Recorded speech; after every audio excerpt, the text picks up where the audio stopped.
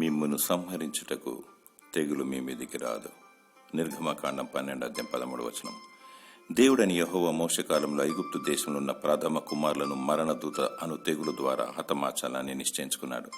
తన ప్రజలైనటువంటి ఇశ్రాయేలీయులను వారి ప్రథమ కుమారులను చంపబడుకుండుటకు వారి ద్వారా బంధకములకు గొర్రెపిల్ల రక్తమును పూయమని మోషే ద్వారా ఆజ్ఞాపించాడు. ఆ ప్రకారముగా చేసి మరణం నుండి తప్పింపబడినారు.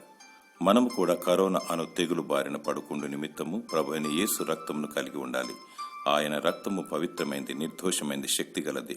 కుటుంబపరముగా కుటుంబంలో చేరి స్తుతి, ఆరాధన, వాక్య ధ్యానము, ప్రార్థన సహవాసం కలిగి ఉండినప్పుడు యేసు రక్తము చేత మనం ప్రోక్షింపబడతాము, మరణము నుండి తప్పింపబడతాము.